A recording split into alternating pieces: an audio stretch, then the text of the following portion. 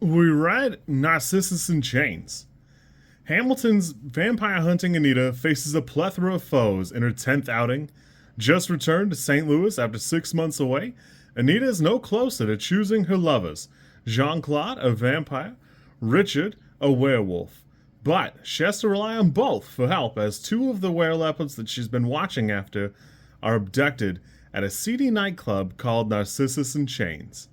Anita and her boyfriends rescue the wereleopards from sinister people holding them, but Anita is wounded in the fight, put at risk of becoming a wereleopard herself.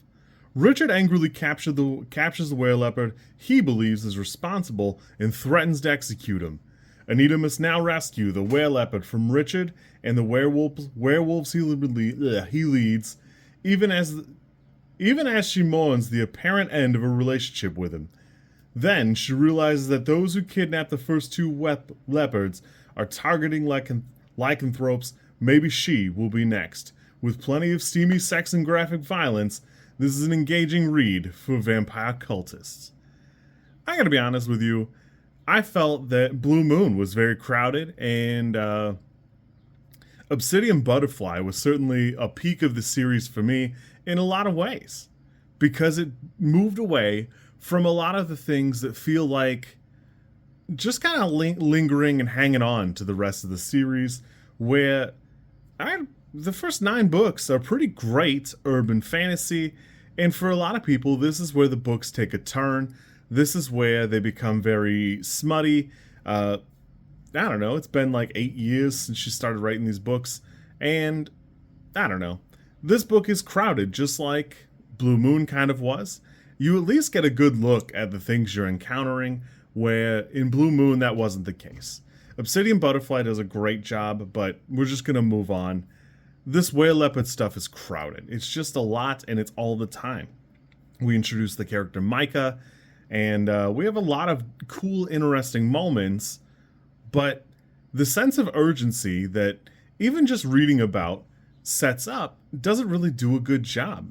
Anita constantly is talking about how urgent things are and how quickly she's got to get from A to B or how little time she's got. But despite all that, it seems like she's constantly rolling around in bed or screwing around or talking to John Claude or having a conversation. And it's just the entire book. The entire book is like that, where it's paced unevenly. This is notably the first time we've had a book where Anita Blake is not summoned for a case or put on to some sort of mystery type thing. And it hurts. It hurts the book a lot because the overarching plot is certainly there. There's certainly something there for her to be doing or engaged in.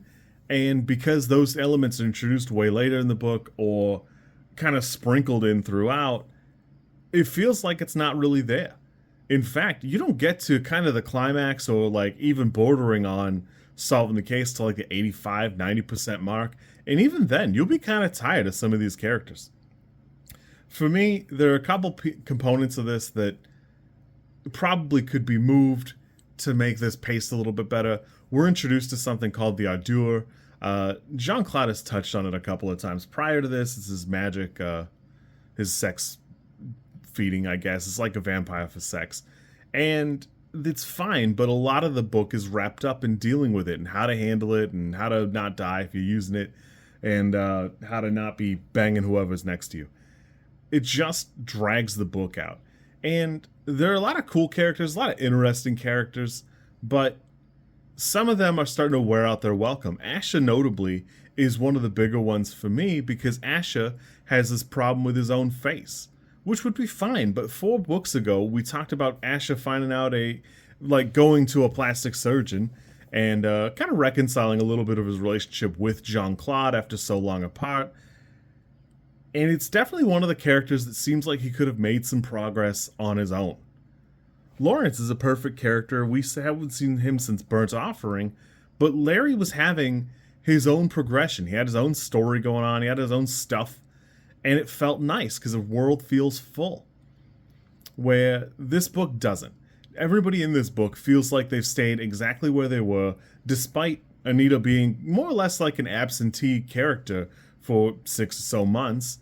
They all feel like they've been waiting with bated breath for Anita to show up. Jean Claude actually says that outright. that he has outright stopped his quest for power or consolidating his power.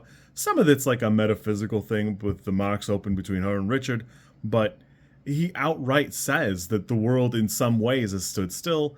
Richard, for his credit, seems like he's doing stuff, but it's always wrong. Because Richard is an allegory for her ex-husband, I think Richard's always going to be wrong. He's always going to be in the wrong.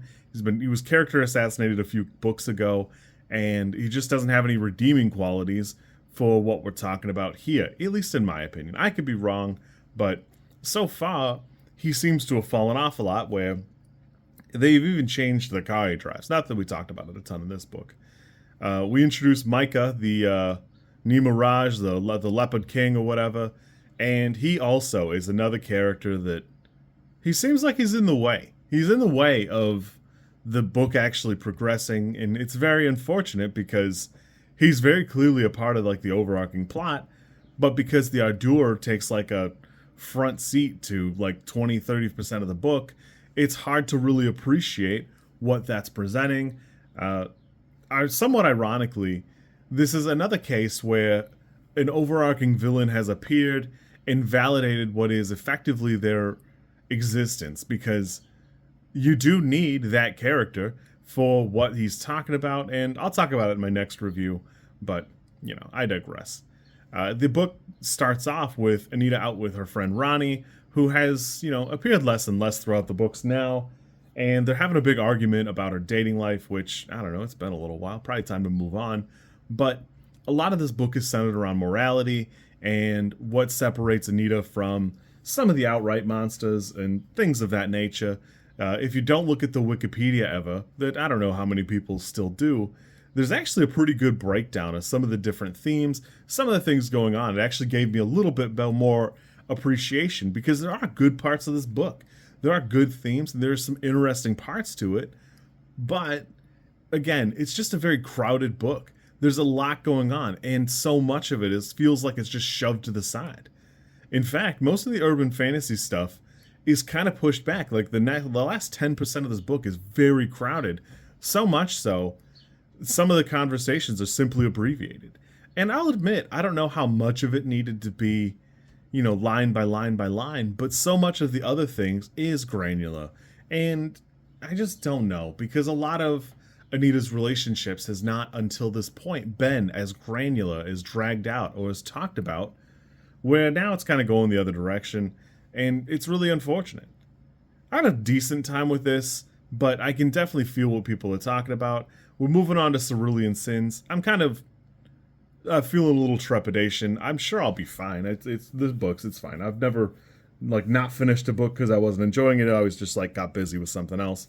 But I'm going to keep at it. I'm interested to see where this goes, although, again, this is crowded. It's got all the worst parts of the last couple of books, and it's hard going from Obsidian Butterfly to this, because Obsidian Butterfly is so good.